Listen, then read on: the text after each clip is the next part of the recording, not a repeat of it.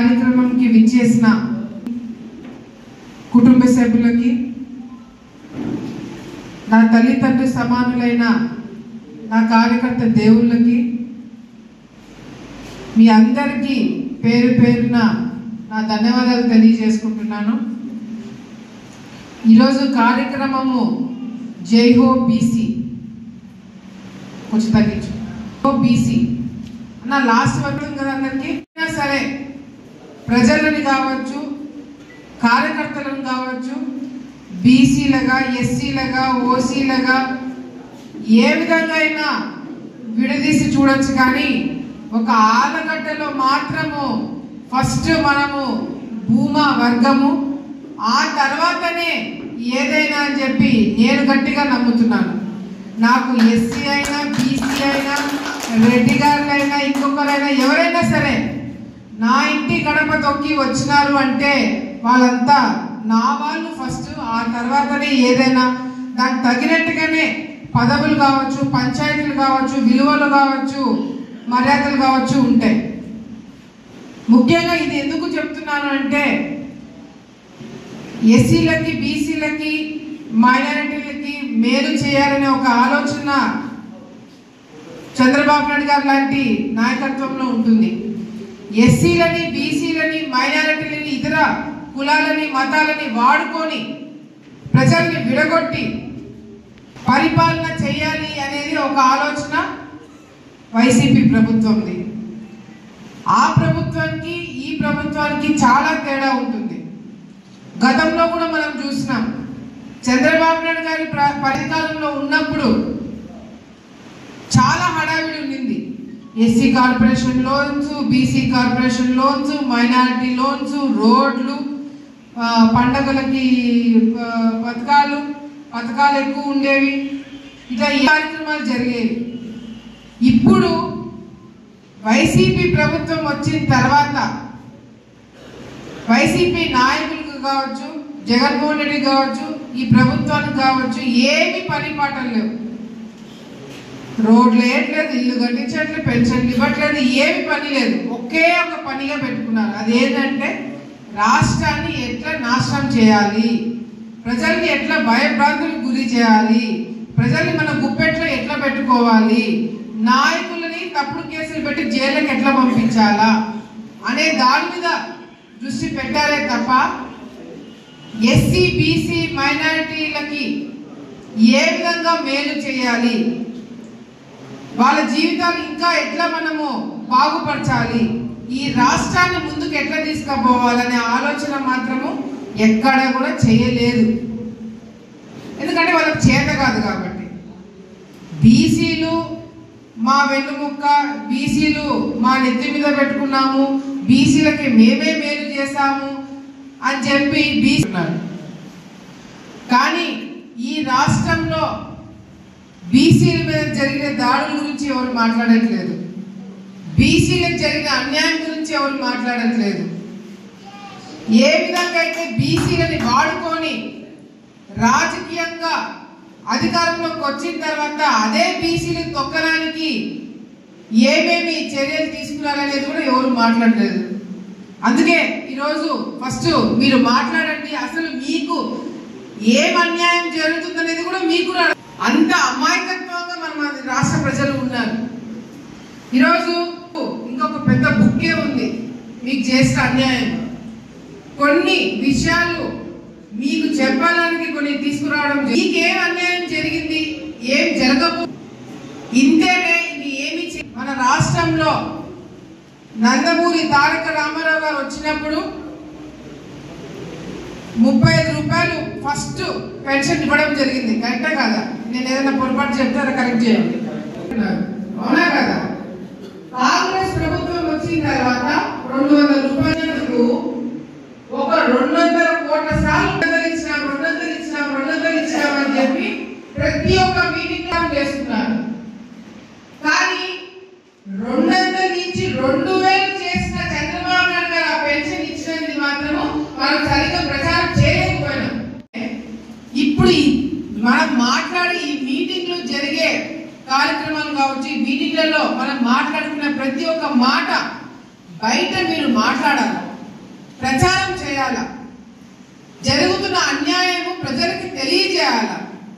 ఊరికే మీరు వచ్చి వినిపోవడం కాదు. దానివల్ల ఉపయోగం ఉంది. మీరేస్తారు ఓట్లు, మీరు మమ్మల్ని నమ్ముతారు, కానీ మీ ద్వారా ప్రజలకి చైతన్యం రావాలంటే ఇక్కడ జరిగే మీటింగ్లలో ఏం జరిగింది, ఏం మాట్లాడామనేది బయటికి మీరు ప్రచారం చేయాలి.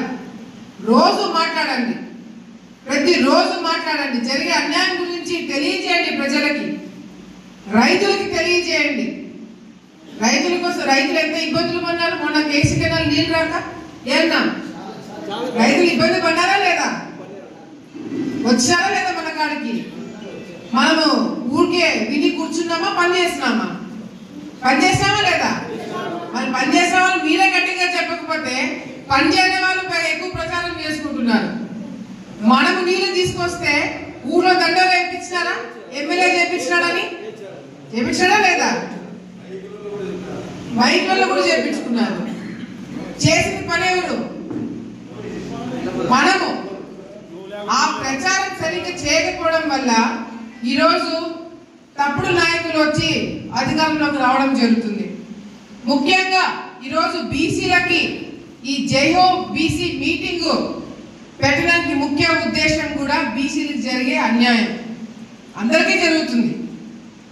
ఎస్సీలకు జరుగుతుంది, బీసీలకు జరుగుతుంది, ఓసీలకు జరుగుతుంది. రెడ్డి గారికి జరగట్లేదా? అందరికీ జరుగుతుంది. ఏ రెడ్డి బాగుపడినాడు ఈ ప్రభుత్వంలో? పేద కుటుంబంలో ఉన్న ఏ రెడ్డి బాగుపడినాడు? ఎస్సీలు మా వాళ్ళు అని చెప్పుకొని తిరిగినారు వైసీపీ నాయకులు. ఎంతమంది ఎస్సీ నాయకుల మీద దాడులు చేయలేదు? బీసీలు మా వాళ్ళే అని చెప్పి చెప్పుకుంటారు, బీసీల మీద దాడులు చేస్తున్నారు. ఇట్లా చెప్పుకుంటూ పోతే రాక్షస పరిపాలన ఎందుకంటాము అంటే మన తన తేడా లేకుండా అందరినీ ఇబ్బంది పెట్టే కార్యక్రమాలు ఈరోజు చేస్తున్నారు. కాబట్టి ఈరోజు మన రాష్ట్రంలో చూసుకుంటే దాదాపుగా 75,760 కోట్లు 75,760 కోట్లు బీసీ సప్లాన్ కింద ఉన్న నిధులు దావ మళ్ళించి తప్పుడు దానికి వాడుకున్నారు. ఈ 75,000 కోట్లు నిజంగా బీసీల కోసమే వాడింటే ఎంత మంది బీసీ కుటుంబాలు ఈరోజు బాగుపడేవి, ఎంతమంది బీసీ యువత, ఎంతమంది చదువుకునేవాళ్ళు, ఎంతమంది ఉద్యోగాలు చేసేవాళ్ళు, ఎంతమంది వాళ్ళ కాళ్ళ మీద వాళ్ళు నిల్చోడానికి నిధులు వచ్చేవి. ఒక్కసారి ఆలోచించండి. కానీ ఈ 75,000 కోట్లు బీసీల కోసం వాడలేదు. ఏ వైన్ షాపులకో, పెయింట్ కొట్టడానికో, పెయింట్ తీయడానికో, కోర్టు ఖర్చులకో, కోడికత్తి కేసుకో కొట్లాడడానికో దీళ్ళ కోసం వాడినారు. ఏమైనా ఉపయోగపడుతుందా మనకి? ఏమీ ఉపయోగం లేదు. ఆదరణ పథకం ఉండింది, గుర్తుందా మీకు? ఆదరణ పథకం లాంటి బీసీలకు సంబంధించిన దాదాపుగా 30 పథకాలు పైన, బీసీలకు సంబంధించిన 30 పథకాలు పైన ఈ ప్రభుత్వం వచ్చిన తర్వాత రద్దు చేస్తున్నారు. ఒకటో రెండో పథకం కాదు, 30 పథకాలు పైన బీసీలకు సంబంధించినవి రద్దు చేస్తున్నారు. ఎంతమంది బీసీలు బాగుపడుంటారు దీనివల్ల? ఒకవేళ ఉండింటే ఇవన్నీ పథకాలు చంద్రబాబు నాయుడు గారి హయాంలో ఉన్నప్పుడు బీసీలు బాగుపడతారు, ప్రతి ఒక్క కులం వాళ్ళు లబ్ధి పొందాలని చెప్పి పథకాలు పెట్టడం జరిగింది. దీనివల్ల చంద్రబాబు నాయుడు గారికి ఏమన్నా ఉపయోగం వచ్చేదా? బీసీల కోసమే కదా పెట్టింది.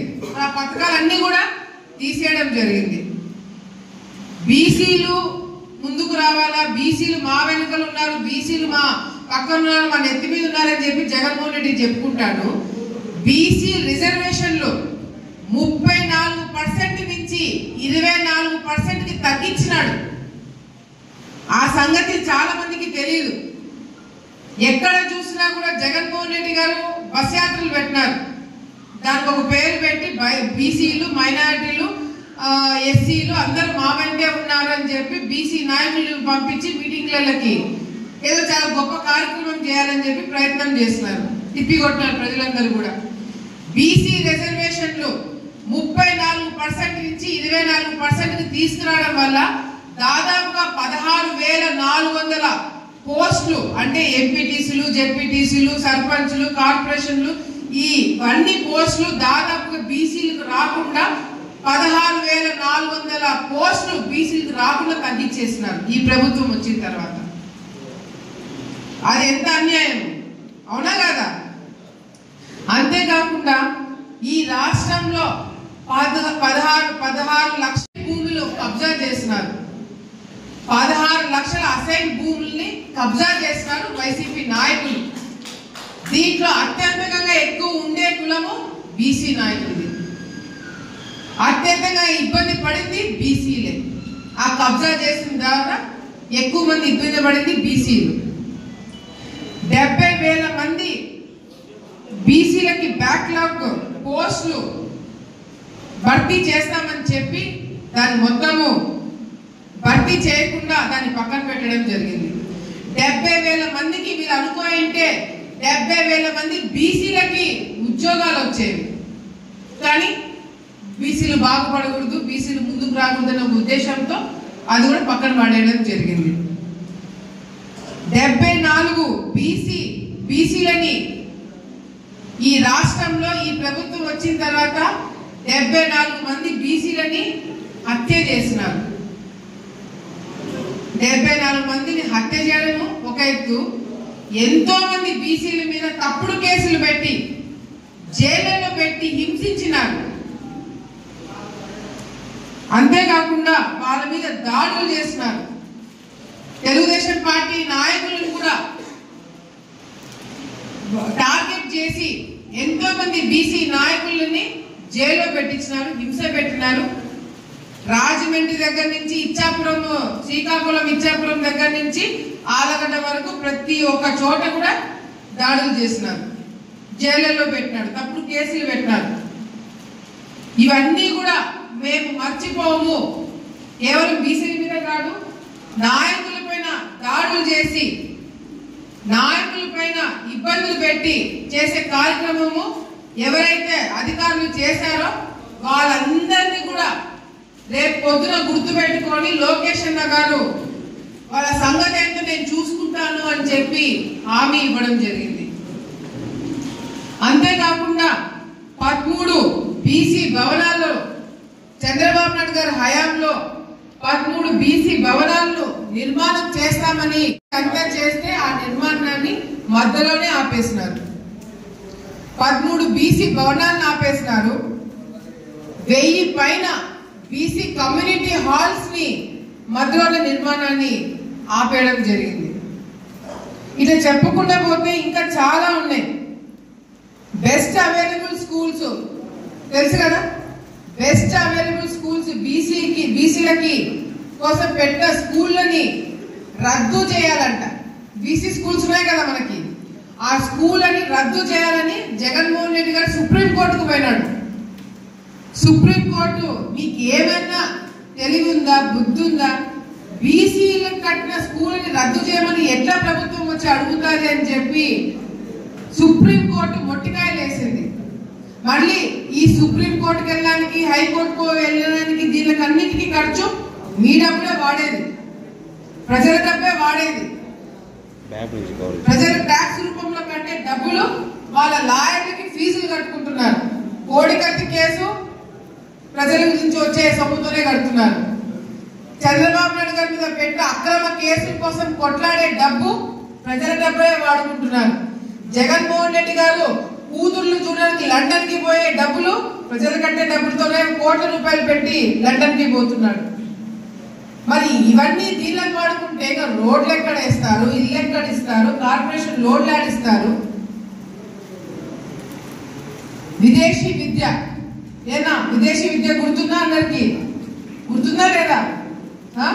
ఎంతో కొన్ని వేల మంది చదువుకున్న పిల్లలను విదేశాలకు పంపించి విదేశీ విద్య కింద ఏదైతే ఒక కళని, పేదవాడి కళ ఎవరు కూడా అనుకోండరు, పేద కుటుంబం నుంచి వచ్చిన విద్యార్థులు విదేశాలకు వెళ్తారని ఎవరు కూడా ఊహించుండరు.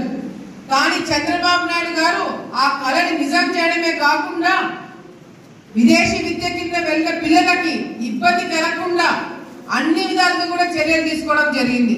కానీ ఈ ప్రభుత్వం వచ్చిన తర్వాత విదేశీ విద్య కింద కట్టే డబ్బులు మధ్యలోనే ఆపేయడం వల్ల అక్కడ చదువుకున్న పిల్లలు ఇబ్బంది పడి మధ్యలోనే చదువు వదిలేసుకొని ఇలాంటి రావడం జరిగింది. అంటే పిల్లల చదువు ఏమైపోతుంది అనేది ఆలోచన కూడా లేకుండా ఈ ప్రభుత్వం నిర్ణయాలు తీసుకుంది.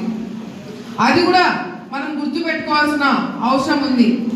పెళ్లి కానుక, పెళ్లి కానుక గుర్తుంది కదా.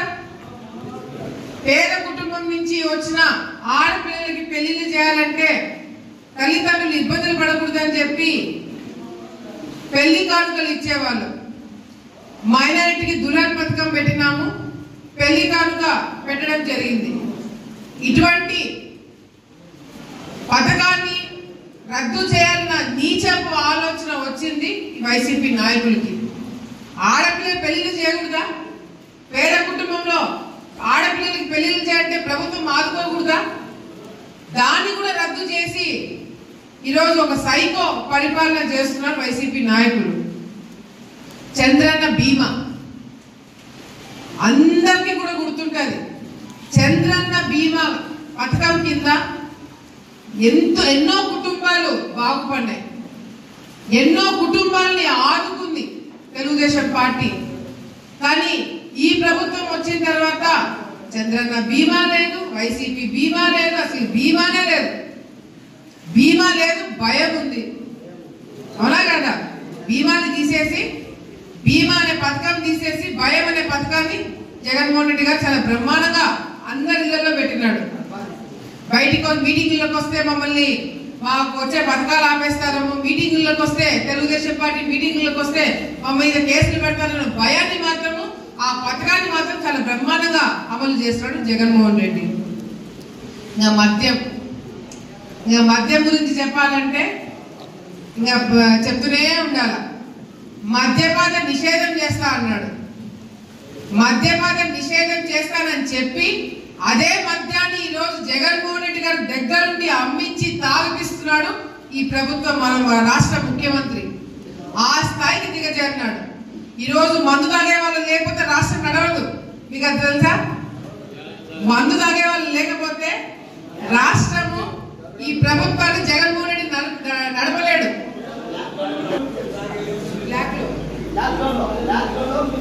లాక్డౌన్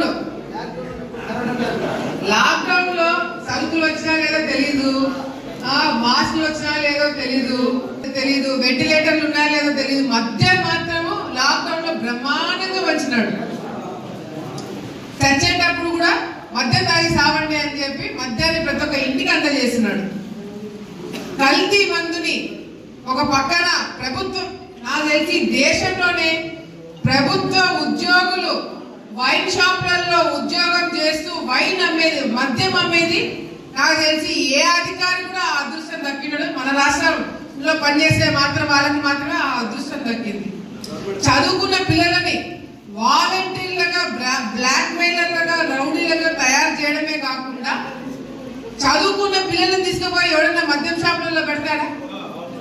బుద్ధి జ్ఞానం ఉన్నవాడు ఎవడైనా నా కొడుకు మద్యం షాప్ లో పనిచేస్తున్నాడు గొప్పగా ఎవడైనా తల్లిదండ్రులు చెప్పుకోగలుగుతాడా? కానీ మద్యం షాప్ లో పెట్టినారు. డిగ్రీలు చేసుకున్న పిల్లలు మందు అమ్మిస్తున్నాడు. రేపు పొద్దున గాంజా అమ్మిస్తాడు. అది కూడా ఎప్పుడు లేనిది. మన రాయలసీమ ప్రాంతంలో గాంజాయి విపరీతంగా దొరుకుతుంది. అది కూడా పిల్లలకి. ఆలగడ్డలు అమ్ముతున్నారా? అమ్ముతారు. Useless fellows. అంటే చదువుకున్న పిల్లలు, యువత ప్రశ్నించకూడదు, మత్తులో ఉండాలి. మత్తులో ఉంటేనే పనులు జరుగుతాయి. మద్యం తాగుతారు, డబ్బులు వస్తాయి, నాటుసారా తాగుతారు. ఇవన్నీ జరుగుతాయి కాబట్టి ప్రశ్నించకుండా అందరినీ కూడా ఒక మత్తులో పడేస్తున్నారు. మద్యం మత్తులో, గాంజాయి మత్తులో. అట్లా కల్తీ మందు తాగి ఈ రాష్ట్రంలో దాదాపుగా 30,000 మంది చనిపోయినారు. 30,000 మంది కల్తీ మందు తాగి మన రాష్ట్రంలో చనిపోయారంటే 30,000 మంది కాదు, 30,000 కుటుంబాలు. ఆ కుటుంబాలలో మహిళలు, ఆ ఇంటి పెద్ద చనిపోతే మహిళల పరిస్థితి ఏంటి? చదువుకున్న పిల్లల పరిస్థితి ఏంటి? వాళ్ళు కూడా మద్యం షాపులలో గాంజా అమ్ముకోవడము, ఈ విధంగా డ్రగ్స్ అమ్ముకోవడము, డ్రగ్స్ కు అలవాటు పడిపోవడము, ఈ విధంగా తయారు చేయడానికి ఈ నీచమ ఆలోచన వైసీపీ నాయకులకు వచ్చింది. అంతేకాకుండా ధరలు పెరిగినాయా లేదా? సరుకుల రేట్లు ధరలు పెరిగినాయా? నిత్యావసర సరుకులు రేట్లు పెరిగినాయి, కూరగాయల రేట్లు పెరిగినాయి, ఆయిల్ రేటు పెరిగింది, గ్యాస్ రేటు పెరిగింది, అన్ని డీజిల్ పెట్రోల్ రేట్లు పెరిగినాయి, కరెంటు ఛార్జీలు రక్తాలు తాగుతున్నారు. 9 సార్లు పెంచుతారా? 9 సార్లు కరెంటు ఛార్జీలు పెంచి ఈ ప్రభుత్వము భారాన్ని మొత్తం మన నెత్తి మీద పెడుతున్నారు. జగన్మోహన్ రెడ్డి గారు దేనికి అప్పు చేస్తున్నారన్నా తెలుసా? దేనికి అప్పు చేస్తున్నారు? మొదటి 3 సంవత్సరాల్లో ప్రతి ఒక్క బిల్డింగ్ కి వాళ్ళ పెయింట్ కొట్టుకున్నారు, గుర్తుందా? సచివాలయాలకి, చనిపోయిన శవాలకు కూడా పెయింట్ పూస్తున్నారు. అంత పబ్లిసిటీ పిచ్చుండింది. ఆఖరికి పాస్బుక్ల మీద ఎవరు ఫోటో ఉంది? జగన్మోహన్ రెడ్డి ఫోటో ఉంది. జగన్మామ ఫోటో ఉందా? డెత్ సర్టిఫికేట్, బర్త్ సర్టిఫికేట్, పాస్బుక్లు, రాళ్ళ మీద కూడా మీరు ఏమి తిక్క పబ్లిసిటీ పట్టింది? ఇంత పబ్లిక్ అంటే జనాలు ఎక్కడ చూసినా నన్నే చూడాలా, నన్నే ఊహించుకోవాలా, నన్ను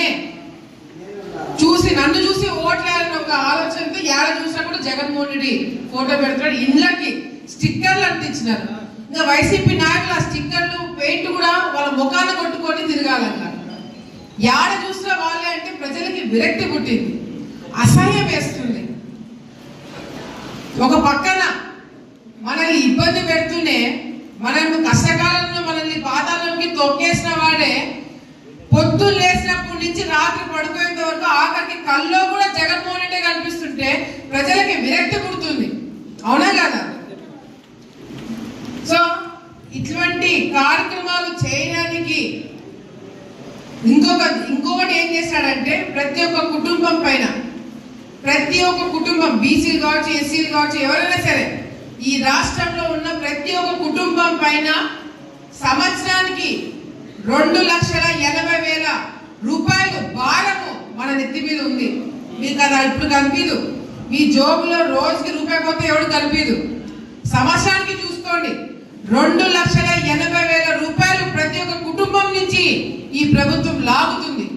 వాళ్ళు చేసిన తప్పులని మీ భారము మన మీద పెడుతున్నారు, మన పిల్లల మీద పెడుతున్నారు. ఈ రోజు మీరు కట్టాలన్నా రేపు పొద్దున మీ పిల్లలు కట్టాలా, మీ మనవరాలు కట్టాలా? అవసరమా? ఆ భారము మీరు కాదు మోసేది, మీ పిల్లలు మోస్తారు రేపు పొద్దున. ఆయన పెయింట్ కొట్టడానికి, తీయడానికి కొన్ని వేల కోట్లు ఖర్చు పెట్టినాడు. పెయింట్ కొట్టడానికి రాష్ట్రం మొత్తంలో బిల్డింగ్లకి పెయింట్ కొట్టడానికి మళ్ళీ ఆ పెయింట్ తీసేస్తారు. కొన్ని వేల కోట్లు ఖర్చు పెట్టినారు. ఆ వేల కోట్లు అప్పు చేస్తున్నారు. ఆ అప్పు ఎవరైనా తీర్చేది? మనము. మీ పిల్లలు, మా పిల్లలు, మన పిల్లలు, రాష్ట్ర పిల్లలు చదువుకుని ఉద్యోగం చేయాలనుకొని ఉద్యోగంలోకి దిగిన పిల్లలు ఆ భారం మోయబోతున్నారు. సో ఈ రాష్ట్రానికి మన సరైన నిర్ణయం తీసుకోకపోతే ఆ భవిష్యత్తు రేపు పొద్దున మన పిల్లలకు ఉండదు. అది గుర్తుపెట్టుకోండి. 56 కార్పొరేషన్లు పెట్టారు, అవునా కదా? ప్రతి ఒక్క బీసీలు అంటే దాన్ని 56 కార్పొరేషన్లు చేసి 56 కార్పొరేషన్లు పెట్టినారు. దానికి చైర్మన్లు, వైస్ చైర్మన్లు, మెంబర్లు చాలా హడావిడి చేస్తున్నారు. బాగుపడినవాడు ఎవడో తెలుసా? జగనన్న. ఎందుకంటే ఆ కార్పొరేషన్లు చూపించి అప్పు తీసుకున్నాడు, అందుకు ఈ కార్పొరేషన్లు పెట్టాడు. పోనీ అప్పు తీసుకున్న డబ్బులు ఏమన్నా కార్పొరేషన్లలో పెట్టి ఆ బీసీ కార్పొరేషన్ల ద్వారా ప్రజలకు ఏమైనా మేలు చేస్తాడా అంటే మళ్ళీ మీ కార్పొరేషన్లకి రూపాయి రాలే. బీసీ, ఎస్సీ, మైనారిటీ కార్పొరేషన్లకి రూపాయి రాలేదు. ఆ డబ్బులన్నీ ఇప్పుడు దాచిపెట్టుకున్నాడు. ఇప్పుడు వాడతాడు. ఇంటింటికి డబ్బులు ఇసిరేసి ఓట్లు వేయించుకొని గెలవాలని చెప్పి ప్లాన్ లో ఉన్నారే తప్ప జీవితాన్ని బాగుపరచాలనే కార్యక్రమం చేయలేదు ఇక్కడ. అంతేకాకుండా గతంలో ఒక చిన్న ఉదాహరణ ఇస్తా. మనము అధికారంలో 2 సంవత్సరాలు మాత్రమే ఉన్నాం. మంది పక్కన పెడితే ఈ రాష్ట్రంలో రజకులకి, బీసీలలో రజకులకి ఇస్త్రీ పెట్టెలు ఇచ్చినారు, వాషింగ్ మెషిన్లు ఇచ్చినారు. దాదాపుగా 250 ధోబీ ఘాట్లని నిర్మాణం చేసినారు.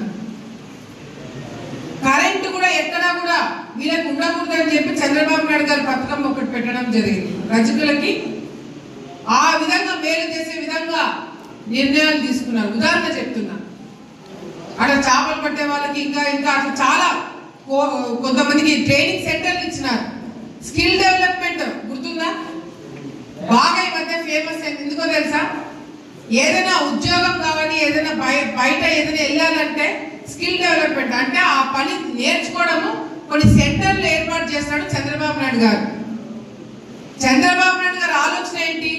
మన పిల్లలు, చదువుకున్న పిల్లలు పైన పెద్ద పెద్ద స్థాయిలో ఉద్యోగాలు చేయాలంటే ట్రైనింగ్ ఇవ్వాలా, బాగా ఇంగ్లీష్ మాట్లాడాలా, బాగా పని నేర్చుకోవాలా, ఆ ఫ్యాక్టరీలకు సంబంధించిన పని నేర్చుకోవాలని చెప్పి ప్రతి ఒక్క జిల్లాలో, ప్రతి ఒక్క గ్రామంలో స్కిల్ డెవలప్మెంట్ సెంటర్లు పెట్టినాడు ఆ పని నేర్చుకోవడానికి. ఇట్లా ఒక సెంటర్ లాగా ఆ సెంటర్లలో చంద్రబాబు నాయుడు గారు అవినీతి కార్యక్రమాలు చేశారని చెప్పి 53 రోజులు ఆయనని జైల్లో పెట్టడం జరిగింది. పోనీ ఏమైనా బయటకు వచ్చినాయా? ఆయన చంద్రబాబు నాయుడు గారు తప్పు చేశారని చెప్పి ఏదైనా నిరూపించినారా అంటే సుప్రీంకోర్టు మళ్ళీ మొట్టికాయలు వేసి చంద్రబాబు నాయుడు గారు 7,000 కోట్లు కాదు కదా, 3,000 కోట్లు కాదు కదా, రూపాయి అవినీతి చేయలేదని చెప్పి సుప్రీంకోర్టే ఆయనకి బెయిల్ ఇచ్చి పంపించడం జరిగింది. కేవలము చంద్రబాబు నాయుడు గారిని అరెస్ట్ చేస్తే తెలుగుదేశం పార్టీ నాయకులందరూ కూడా నోరు మూసుకొని ఇళ్లలో కూర్చుంటారు, ఎవరు కొట్లాడారు అని చెప్పి ప్రజలందరూ భయభ్రాంతులకు గురి చేస్తాము, గుప్పెట్లో పెట్టుకొని పరిపాలన చేస్తామని అనుకున్నారు చంద్రబాబు నాయుడు గారు. కానీ తెలుగుదేశం పార్టీ నాయకులు కసిగా ఇంకా బయటకు వచ్చి ధర్నాలు చేసినాం, దీక్షలు చేసినాం, మీరందరూ కూడా చేసినాం, మేమందరం చేసినాం, కొట్లాడినాం. ప్రజలకి వాస్తవాలు తెలిసేలాగా పోరాటాలు చేయబట్టి ఈరోజు కోర్టులో ఉన్న వాస్తవాలు ఏంటి, అవాస్తవాలు ఏంటో తెలుసుకొని ఆయనకు బెయిల్ ఇచ్చి బయటికి పంపించడం జరిగింది. ఇవన్నీ గుర్తు పెట్టుకోండి. చెప్పినవన్నీ ఇది కేవలం మీకు చాలా మందికి తెలిసే ఉండొచ్చు, చాలా మందికి తెలియకపోయి ఉండొచ్చు. ఇప్పుడు నేను చెప్పినవన్నీ గ్రామాలలో మీరు ప్రచారం చేయాలి, ప్రతి ఒక్క వార్డులో మీరు ప్రచారం చేయాలి. ఈ రాష్ట్రంలో మనకి ఏం అన్యాయం జరుగుతుందనేది మీరు రోజుకి ఎంత మందిని అయితే అంత మందిని మీరు కూర్చోబెట్టుకొని మాట్లాడి వాస్తవాలు తెలియజేయాలి. మనము రోజు పొద్దున్నే లేచి దేవుడికి పూజిస్తాం, అది ఏ దేవుడైనా సరే, అల్లా కావచ్చు, వెంకటేశ్వర స్వామి కావచ్చు, జీసస్ కావచ్చు, ఎవరైనా సరే రోజు ఒక్కసారైనా దేవుడిని తలుచుకుంటాం. అట్లా రోజుకి ఒక్కసారైనా ఈ రోజు నేను ఎంతమంది ప్రభావితం చేయగలిగినాను, ఈ రోజు నేను ఎంతమందికి నేను ఈ రాష్ట్రంలో జరిగే అన్యాయం గురించి చెప్పగలిగినాను అనేది కూడా మీరు మైండ్ లో పెట్టుకోండి. ఎందుకంటే ఇందాక నేను చెప్పినట్టు ఏదైనా వచ్చే రోజులు ఏదైనా పొరపాటు జరిగితే మళ్ళీ ఆంధ్ర రాష్ట్రం అనేది ఉండదు. మన పిల్లలు పక్క రాష్ట్రాల్లోకి వెళ్ళి కూలీ పనులు చేసుకునే కర్మ పడుతుంది.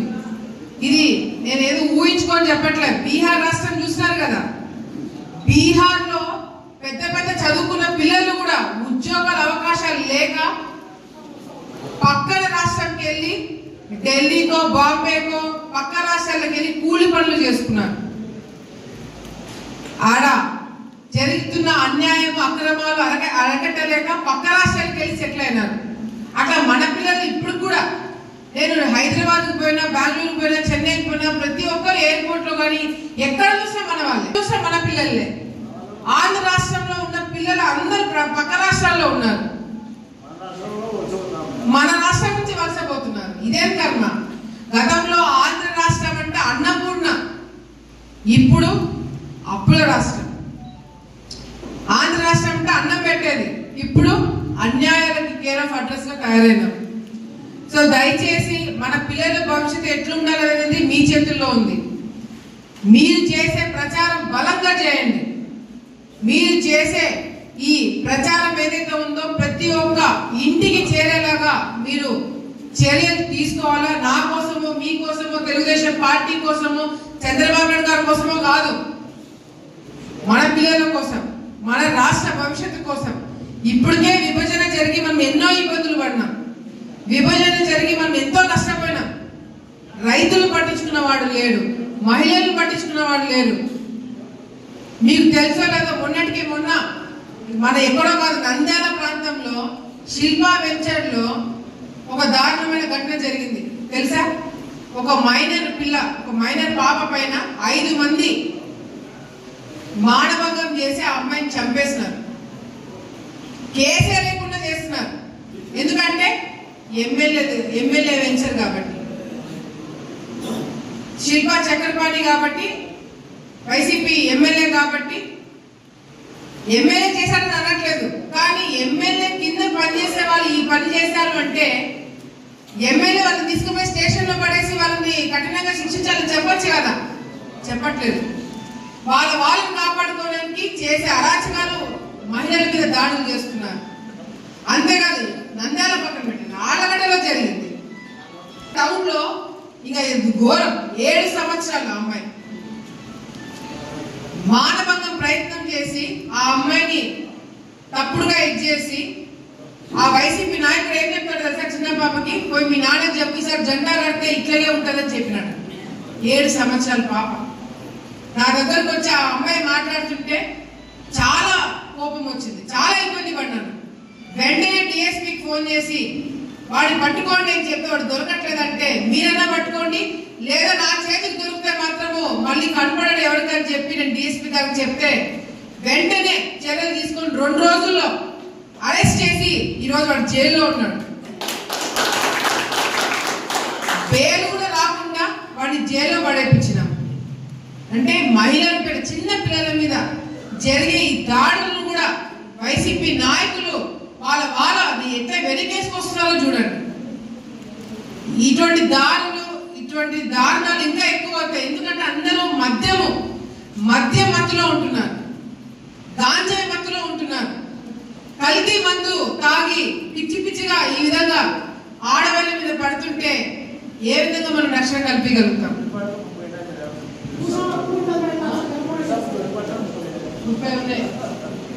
చంద్రబాబు నాయుడు గారి హయాంలో ఈ విధంగానే ఒక మహిళ పైన అత్యాచారం చేసి ఆ అమ్మాయిని రేప్ చేస్తే, మానభంగం చేస్తే చంద్రబాబు నాయుడు గారు గుంటూరు ఏరియాలో మొత్తము ఎస్పీ డీజీపీని అందరినీ కూర్చోబెట్టుకొని 2 రోజుల్లో వాడు దొరకకపోతే మీ ఉద్యోగాలు పోతాయని చెప్పి వార్నింగ్ ఇస్తే ఆ భయాన్ని తట్టుకోలేక ఎవడైతే మానభంగం చేసి ఆ అమ్మాయిని ఇబ్బంది పెట్టాడో వాడే చెట్టుకు ఉరేసుకుని చనిపోయాడు. అంత భయం పుట్టించాడు చంద్రబాబు నాయుడు గారు. మళ్ళీ మన ఆడవాళ్ళకి, మన ఇంట్లో ఆడవాళ్ళకి ఆ రక్షణ కలగాలంటే మళ్ళీ మన ప్రభుత్వం రావాలి. దయచేసి నేను చెప్పినవన్నీ కూడా గుర్తు పెట్టుకొని మన రాష్ట్రం కోసం, మన రాష్ట్ర పిల్లల కోసము మీరందరూ ఈ చెప్పినవన్నీ గుర్తు పెట్టుకొని ప్రచారం చేసి మళ్ళీ మన తెలుగుదేశం పార్టీ జెండా ఎగిరేసేటట్టుగా మీరందరూ కూడా కృషి చేయాలని చెప్పి మరొకసారి తెలియజేసుకుంటూ, ఎస్సీలు, బీసీలు, మతానికి సంబంధించి ఒక్కరు కూడా, అన్ని మతాలు, అన్ని కులాలు అందరూ కూడా ఒకటే. మనం తెలుగు వాళ్ళం. తెలుగు రాష్ట్రాలను మళ్ళీ దేశమంతా వినిపించేటట్టుగా, తెలుగు వారి సత్తా మళ్ళీ చూపేటట్టుగా మనం ముందుకు వెళ్ళాలంటే మళ్ళీ చంద్రబాబు నాయుడు గారు రావాలి.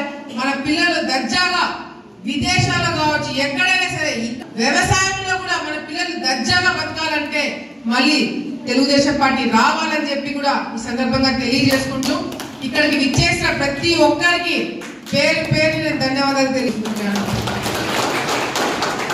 అప్పుల రాష్ట్రము అప్పుల దేశంగా తయారవుతుంది. సో దయచేసి ఇవన్నీ కూడా రైతులు ముఖ్యంగా గుర్తు పెట్టుకోండి.